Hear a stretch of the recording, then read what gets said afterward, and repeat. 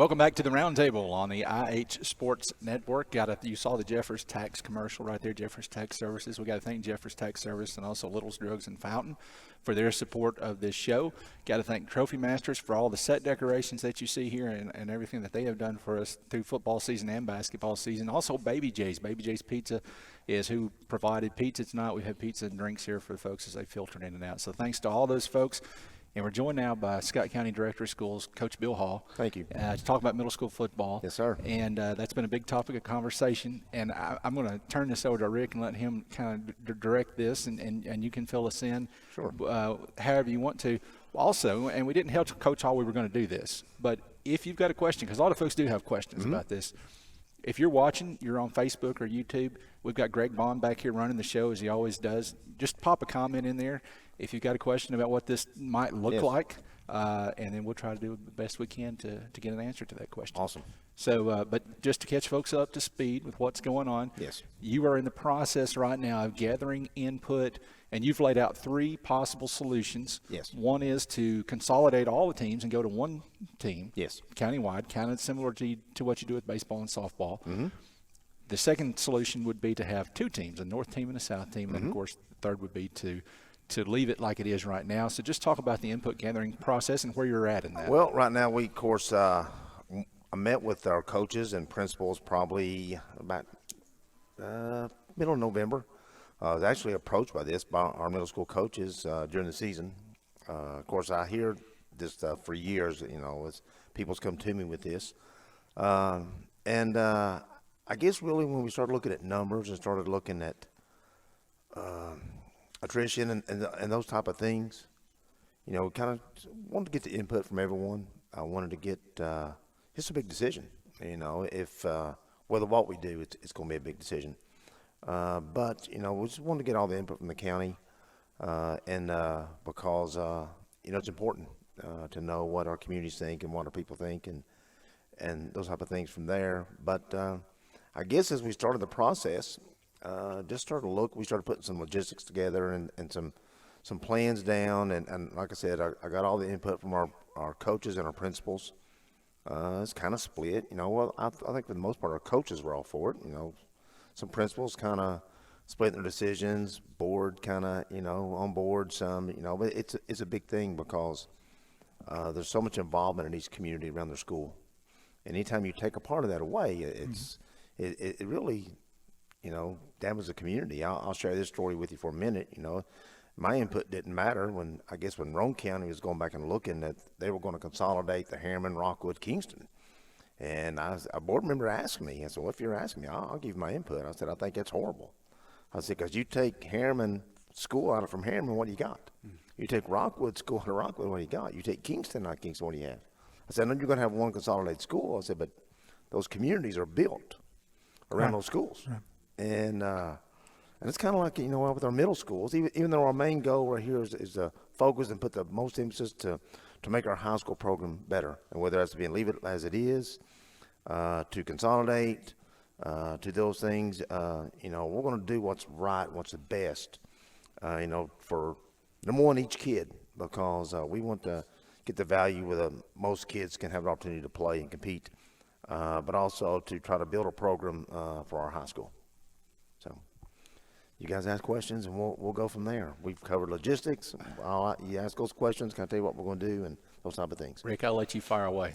Well, usually the first thing when I'm out talking to people, the first thing they say is, can't you imagine what we can put together if we just go with one consolidated team, what we can put together on the field and how strong we can be? And the second part of that, like 1B, is what will that do for our high school team? Think about the kids that we can then feed into our high school program. Mm-hmm. Where does that – it's going to be your decision, yes, we understand. Absolutely. So where does that fit in, those type of questions? Where does that fit in your thinking? Top 2 or 3 aspects with it. Number one is getting as good a staff as we possibly could, to oversee it. And it will be a direct spin-off from our high school. I've had some people say, what will you call? Because we'll be the Highlanders. And how you fund it, well, there'll have to be some money, of course, from us up front. We'll fund it through our gate receipts. We met with principals. Each year a certain school, like when we used to have the county tournament or now the cross country thing, each school is we rotate that, who's in charge. So the school that year would be in charge for, say, concessions, because we'd have to probably take some gates, put toward back, and, which we do like our middle school softball and baseball. We run that through Scott High School. They keep all the finances and stuff there. And we'd keep it there, which would help sustain and, pay for the program, through the gates. We would bus people to the practice when we'd practice at Scott High. Right. Either in, as I meet with, I'm going to have a meeting with Mr. Jeffers, County Mayor, on Friday with some stuff over there about the field, but also about possibly using inside the track there for practice, or, even sharing facility there at Scott if we had to make more room. Equipment, we would, get the equipment up front, those type of things. There's other things involved with besides that. That's just from a logistics standpoint, we would bus those kids to practice. Right. But as far as back to your original question, that is probably either the top or the second thing priority-wise when it comes to with this decision, as far as getting a program, number one, that like I said, making a direct correlation, direct spin-off with our high school program, getting our kids together earlier. We battle each other. Right. We play each other, which it's not a bad thing, because I grew up in that environment where we played against Normal, we played against Robbins, we played against Oneida back when, well, that was a long time ago, back in the 70s. And it took us some time to get together, as far as when we got there, but we all seemed at that time, we was all excited about to get there. And I think it's the same thing too. People say it takes a couple of years for you really to make friends. It probably truly does, but I think from, when you're in the locker room setting and you bond earlier, because that's the guys that you're with daily. You're banging heads with daily, and you grow a mutual respect for each other, because you've played against each other throughout the years. Now there's some that don't. There's some that maybe don't gel as quickly, but for the most part they do. We'll assess this. Like I said, it's going to be a big decision. If it's a thing too, if it don't happen this year, we're always going to look and see, because we always got to look at our numbers. We always got to look at, where we're going and what we can maintain, what we can't maintain. I've spoken with the middle school representative with TMSAA, Johnny Bruce. He's going to need something soon, because people's making schedules. Right. If we stay like we are, and then some of our schools don't get a program, then that hurts people who are scheduling. They have to drop games, find games, those type of things. And I've tried to read every question that was sent to me when Greg did a phenomenal job with this, and the whole thing was, I didn't put out a detailed plan because I wanted to get those questions. I wanted to see all the questions, wanted to see the concerns, wanted to see the good things, the positive, and kind of weigh them all in. But this is something, whether it's this year, if it is this year or whether it's not this year, it's something we seriously have to look at down the road, because especially if our numbers. Now, the number one thing and the best thing would be if every school numbers would be to where we could still maintain those programs. That's the top priority. By numbers, you talk about participants. We're talking about participation, absolutely. When we're talking, if each team, I ain't talking 12 to 13, because when you start a season 12 to 13, you're going to have injuries, you're going to have sickness, you're going to have other little things going to be a factor in these things. And if you've got 12, 13 kids, the majority of those kids are younger kids. Right. And it's a big thing now when a 7th, 6th grader is battling an 8th grader. Yeah. And we could build a JV program with the consolidation, because right now we did not have one team last year that could play a JV program. Right. When our numbers at Huntsville, I think we're 17, 18 kids. We combined the Fairview and Robbins team, and both those kids were just ecstatic with the situation with it. And now there was some flaws with it, but we worked through it, and we learned some things from it. And I think that the number one thing is with that, what we saw was those kids realized that, hey, we were pretty good together. Mm-hmm.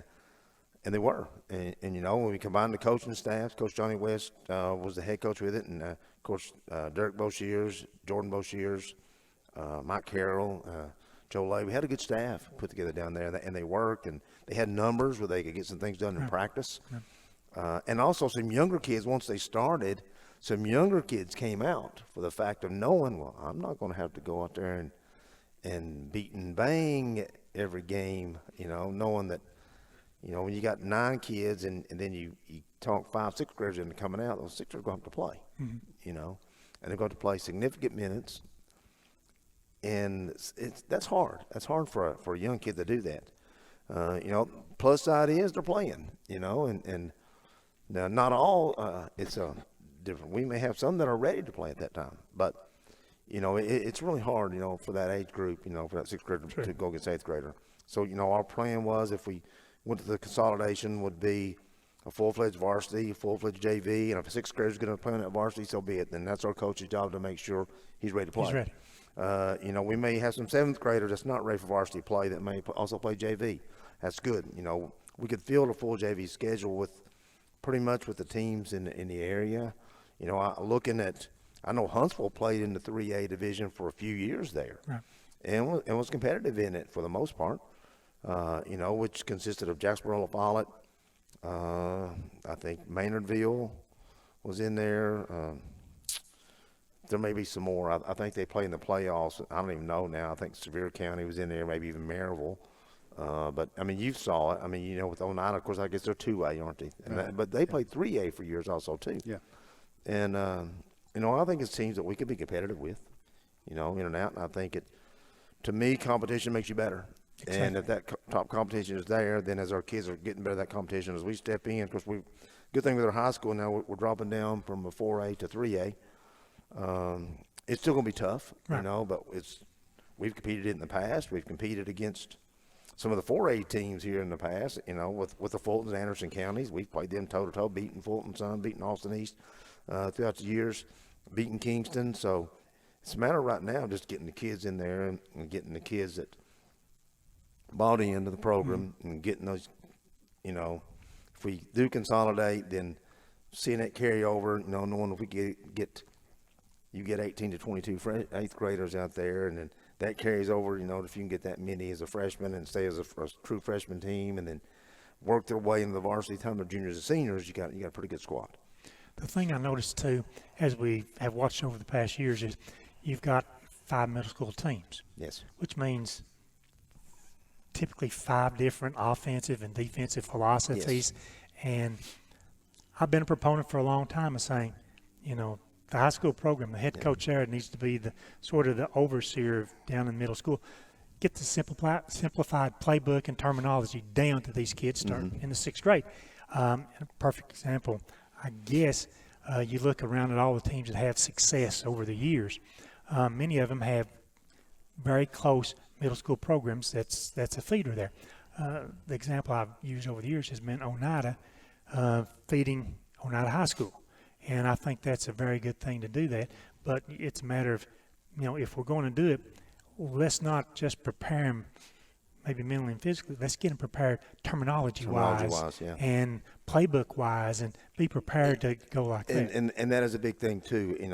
I when I was a head coach at the high school, I wasn't really big as far as if they ran my offense or ran their defense. The thing I was more just make sure, number one, you're teaching them to block correctly, teach them to tackle correctly. We'll teach them some things, but teach them things fundamentally, individual-wise. Teaching all of it, correct stance, correct footwork, correct, if you got wide receivers, correct foot on the line of scrimmage, no false steps, those type of things. We can teach them how to run a route. We teach them how to, I really felt like, as far as development quarterbacks, I thought with me was probably from a strength-wise, I don't say it was a great thing, but, while I was there too, I was very fortunate to have Gary, Scott Brummett, Jordan Jeffers, some really good quarterbacks that was there. So Ryan Keaton, so I was very fortunate in those facts, but I just remember learning the simple facts of it, going to the clinics at UT and watching David Cutcliffe, watching individual drills, watching what he did, watching, arm angles, footwork, all that. And so I would come back and implement that in my practice every day. And I'd always ask our coaches, hey, go to the clinics, see something, learn something, Exactly. and then implement that back in your day. And we'll teach our philosophies. We'll teach our offense. You just teach the individual things that need to be done. I think now as the game's evolved more into the spread and more into the passing game that comes with it and the zone blocking techniques that come with it, that there has to be some teaching of that Exactly. at that level, because it's like learning a foreign language when you step into it. As I guess your legend of the game here is going to probably speak some difference, not that he has seen, but it's a big factor, and it's a big thing that at least we get them close to that with terminology wise, and some things that come with it. And I think learning, going in, stepping in as a freshman, you have a vast knowledge of it, and so then it's easier for you to step in and make that transition. Indeed it is. I've been hogging things. I know you guys are sitting there with questions. No, that's okay. But I want to go back. You mentioned a minute ago how that you in middle school, as things are right now, you're kind of competing against each other. And then it takes a couple of years when you get to the high school level to kind of mesh and everybody go into the same pot. I'm going to go back to a conversation I had with Davey Gillum when he was at Scott High, which would have been 2008, 2009, somewhere right in there. Of course, Coach Gillum's at Anderson County now. But it's sitting in his classroom one day, and we were having a conversation about Scott High football, and I asked him, and this was in the field house and on the end in the film room, which was his classroom, and I said, what is the biggest thing that needs to happen for Scott High to be competitive? And he said, he said, I'm going to show you. So he asked his students, what's your favorite team? Yeah. And he asked them, and one kid said the Green Bay Packers, and one kid said the Chicago Bears, and one kid said the Huntsville Bears. And he said, there you go. As long as we've got that kind of mentality with our kids at Scott High, not that there's anything wrong with being proud of any of the middle school programs, but when you get to Scott High, you got to come together as one. And he said, and back then he was talking about that was a big issue that has to be overcame. So you asked me before we came on how I voted. I don't care to share how I voted. I'm not a hugely strong proponent of any of the three possibilities that are on the table. I did say I thought that the single consolidated team was the way to go. Simply, and there are concerns, and I'm going to ask you about one of those. Yes. But for me, if it's about making the high school football program stronger, if that's the main concern, obviously that's not the only concern, but if it were, then it would be a no-brainer. Yes. But the concern that I hear from people is this gets thrown out a lot. If you go to a consolidated team, one middle school team in the county, far fewer kids are going to get to play. That's a legitimate concern. Absolutely. Because right now, this past season, for example, you had 4 teams. So on any given Thursday night, you had 44 kids on the field. Obviously, 11 is all that can be on the field at one time.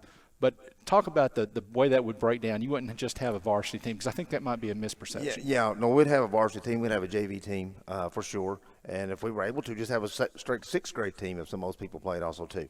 Varsities we play on Thursday night. The plan is to play at Scott High School. And the JV would also play. I think most JV games are Monday nights. Some may be on Tuesday, but I think the majority are on Monday nights. We play those at Scott High School also too. That's and if we had enough, 6th graders to where we could do that, we'd have them their own practice. They'd have their own coaches, their own practice, those type of things, learning the same things and what the varsity is doing. Now, again, as I said, if that's not the case and they had to practice together, then I'd make sure the coaches tell them, look, we don't want these 6th graders banging each day against an 8th grader unless they're able to. Now, like I said, we may have some that are capable of, and that's our coach's job to see and to know. But teaching the same things, fundamentally teaching everything as far as all, it's the biggest thing now is you'll see is tackling correctly. That is the number one factor when it comes to football, how to tackle correctly. It's at any level, it's about tackling correctly. And developing, teaching the kids, getting kids in a weight room, getting kids on the same page what the Scott High School's lifting program is doing, getting those type of things that is direct correlation with it. That's been a big factor, and that's, I really split. You asked me the same question. I don't care to share. Number one, I didn't do the survey because I want to read the survey and I want to read all the questions and I want to do that. I thought strictly from a coaching perspective. I'm thinking from a coach. Like exactly how David Gillum was thinking, I think it's got to be 1. But I'm not the coach. I'm the man that's got to see every realm and everything with it, every possibility, and take into factor every scenario that comes into this. As such, the number of kids, you could minimize number of kids because some kids can't get, even though we'll get them to there, some might be able to come to get them back, you know. So we're even trying to think of ways how to get maybe kids to a certain area, you know, legally and all that thing, and then get parents to pick from there. You know, I've read the comments about only certain ones get to play. Now, I will show you one thing. These coaches will make sure that don't matter what your name is, where you're from, who you are. If you're capable of playing football, they're going to find you. They're going to get you on the game. Competition sometimes weeds out. You know, as you got more people, you know, as I walked in when I used to go down and watch Billy practice, you know, and at Reinhardt there would be 110 guys on the first day.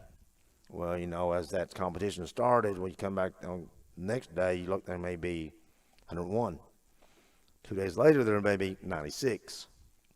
And then a week later, there may be 80. So I'm saying as competition picks up and as those things go, you don't ever want to lose kids, but competition kind of weeds out.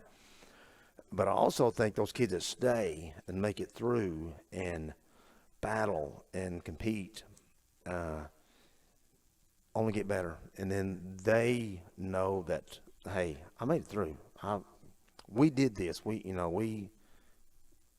put this together. We did this, and we persevered, and I don't think there could be some success with it. But again, we're going to weigh every factor because, you know, like you said, we may lose 4 or 5 kids that can really play that just can't get from Scott High back home.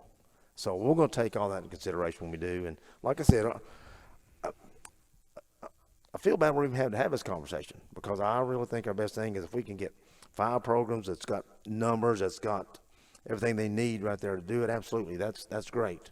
And then, you know, but realize at the end of the day that regardless of we're competing, our main goal still is to prepare for the high school.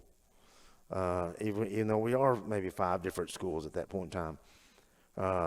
And sure, the numbers may be better that way, but right now they're not. You know, they're really down. You know, like I said, I think Fairview might have had 9 or 10 showing in practice, and Robbins had the same. That's why we put those 2 together.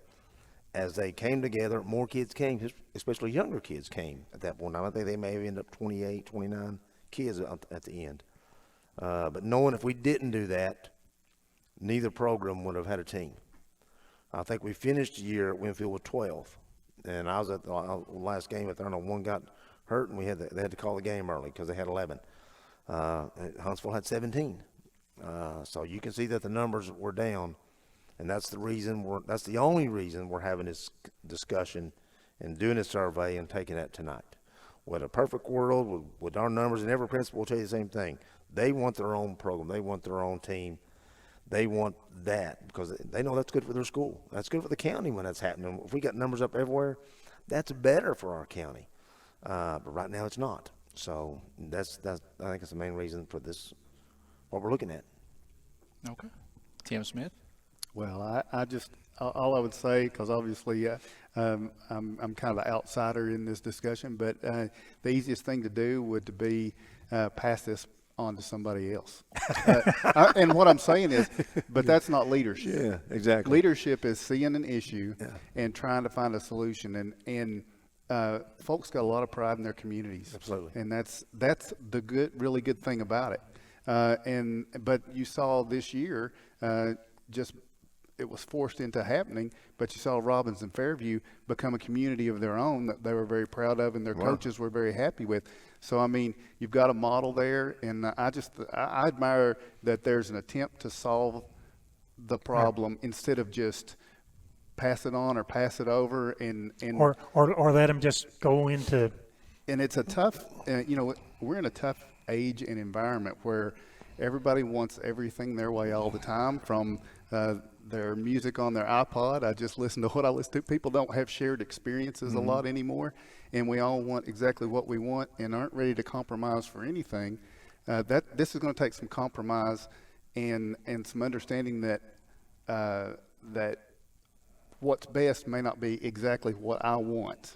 Well, that's it. You know, I guess, you know, I was talking to somebody the other day, it's, you know, is this a want or is this a need? You know, it's definitely not a want. Right now, we're looking at it as a need. Yeah.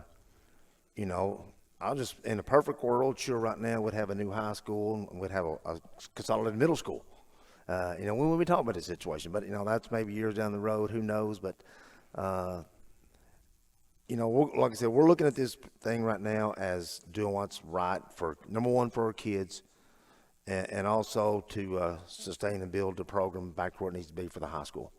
And I appreciate what you said. It's not going to be easy, you know, because it's all going to fall here, you know, and I'll bear the shoulders, bear the weight, bear the issues with it because that's what I'm supposed to do. Now, right, wrong, not everyone's going to be happy. I will say this much: if we stay as it is and we consolidate as needed, then we're always going to look at this idea because of where we are from a number perspective. If we consolidate, we'll move forward with it, and we'll go with it, and we'll stay with it, at least as long as I'm here, and that'll be what we'll do. But if we, like I said, if we stay as it is and then co-op as needed, then we'll always be looking at this thing in order to you know, to assure that we have and can sustain a good football program. So. All right. Coach Hall, we appreciate you joining us. Guys, let me touch base real quick. Just a few things on the questions. I know you got to get to your legend, and I get long-winded sometimes. But, you know, we've looked at – I'll say this. We looked at cheerleading. We've looked at every aspect with this. You know, it's not a thing if we're not looking at these things. Believe me, we are. And we're developing plans. We're developing ideas, taking everything into consideration that's come to us. Like I said, probably 260-something questions, comments that come in. I think I've got to read probably about 212 for the most part. And I'll get through the other ones tonight and tomorrow and go back through again. Don't want to miss anything because everything's important. Every idea is important. Every suggestion is important. I appreciate the people that took part in the time to look into this because that tells me they care. Whether or not what they vote for, they care. And that means a lot. And God, it's like I said, I feel bad we even have to talk about this because again, wants and needs. And sure, in a perfect world, we could all want this, but right now I have to look at it as a need.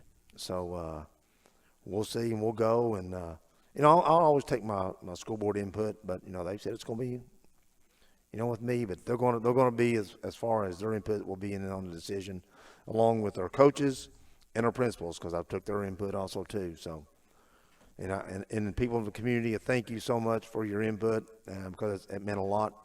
And thank you guys for having me on. I would be remorse if I did not mention you don't have a picture or some type of cardboard cut out of Jason Terry here tonight. So. Kind of missing him here, you know. Every time I turn it on, there he sits. So, what's going on? I don't know how we made it 90 minutes into this thing without Jason sitting here, honestly. Guys, thank you all. Thank you very you much. Thank you for joining us. Thank you all. Appreciations. Thank you for what you do covering our kids for Scott County. I mean, this is awesome. And you guys get this out, and our people get to see this because it's about our kids. You know, you have these kids up here, and they get to shine in the moment, and it's awesome what you guys are doing. Thank you all very much. Thank you. All right. Thanks, Bill. We'll take one more break. When we come back, our final segment, as we are joined by our Plateau Drug Center, Scott County Pharmacy legend of the game.